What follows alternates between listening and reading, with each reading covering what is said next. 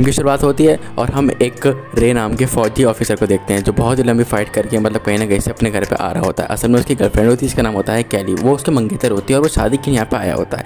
काफ़ी खुश होता है वो उससे मिलने की। काफ़ी टाइम बाद वो जिंदा बचा, क्योंकि आर्मी वालों को भरोसा तो होता नहीं कि जिंदा आएंगे नहीं आएंगे, लेकिन वो जिंदा आता है तो वो काफ़ी खुश होते हैं। फिर इसके बाद वो जब गाड़ी में बैठते हैं सोचते हैं घर पर जाएंगे, थोड़ा रिलैक्स वगैरह करेंगे, तो कैली का सोच आता है खतरनाक हो रहा होता है। उन्हें एक बहुत ही बिगड़े हुई औलाद मिलती है, बहुत ही अमीर बाप की बेटी औलाद मिलती है जो कि कैली को छेड़ने लगता है। वो कैली पे कमेंट्स पासने लगता है और ये बोलता कोई दिक्कत है क्या, लेकिन वो जब बाहर आता है तो कैली के खानों पर उल्टी से इशारे करने लगता है, जिसकी वजह से रे के दिमाग खेलती है। वो कहता है भाई अच्छा ज़रा देखो यार क्या कर रहा है। वो जैसे ही बाहर आता है दोनों में हाथापाई चालू हो जाती है। फिर ये जो चाचा होते हैं मतलब ये जो भाई साहब होते हैं चाकू निकाल लेते हैं और ये रे की तरफ बढ़ते हैं, लेकिन उसे पता नहीं रे फौजी वाला और रे उसे जान से मार देता है बाय मिस्टेक, लेकिन मार देता है। फिर वो सीधा लॉयर के पास जाते हैं, कहते हैं कि ऐसा ऐसा हो गया। तो लॉयर बताता है कि भाई गुनाह कबूल कर लो तभी 18 महीने की जेल होगी, वरना फिर 8-9 साल की बात हो जाएगी। जिसके बाद कैली को काफ़ी दुख होता है। कैली काफ़ी रोती है, कहती है कि मैंने तुमसे कहा था कि प्लीज़ शांत हो जाओ, लेकिन तुम्हें गुस्से पे काबू रहते का है। रे बोलता है कि चल छोड़ यार।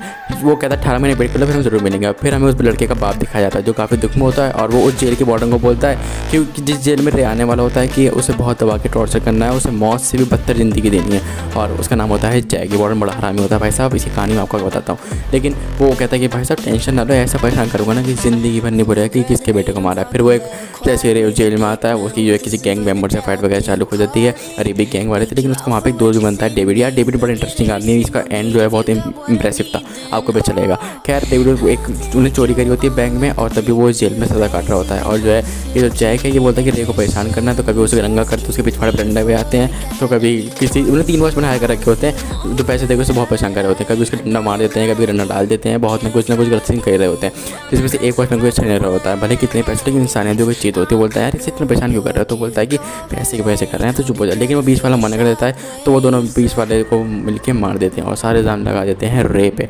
और जबकि रे ने ऐसा कुछ भी नहीं किया होता।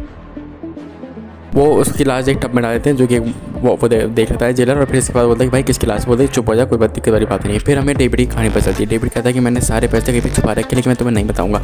इतने में जैक उसे बोलता है कि यार उसे कुछ करना है, मतलब कुछ तो ऐसा करना है जिसकी वजह से वो परेशान हो जाए, मर जाए। लेकिन तभी जो है कैली उससे मिल आती है 2 हफ्ते बाद, जहाँ पे बोलते हैं मैडम हमारे गाइडलाइन है कि कहीं आप कुछ अंदर ले जाओ तो हमें दिखाना पड़ेगा सब कुछ।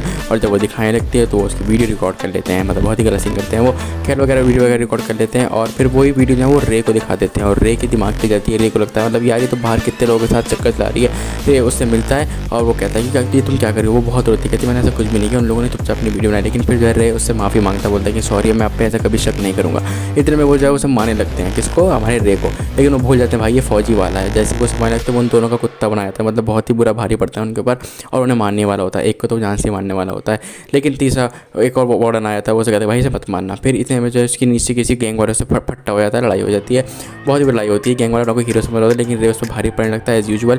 फिर वो जैक उसे देख रहा होता है कि रे कर क्या रहा है, मतलब ये। तो जैसे ही वो रे उससे जान से मारने वाला डेविड कहता है भाई जान से मत मार वरना तेरी सज़ा बहुत लंबी हो जाएगी। फिर इसके बाद उसके हाथ में कैसे चाकू आता है, कुछ चाकू टाइप आता है, वो उसे मारने जा रहा होता है। लेकिन हमारे जो डेविड भाई साहब है वो ऐसी दोस्ती निभाते हैं, वो अपनी पीठ दिखा देते हैं उसको, मतलब पीठ ठीक है गलत समझना, पीठ को दिखा देते हैं और उसे मार देते हैं। लेकिन वो मरता नहीं है। इतने में जो है गैंग वालों से जान से ही मार देता है दूसरा वाला।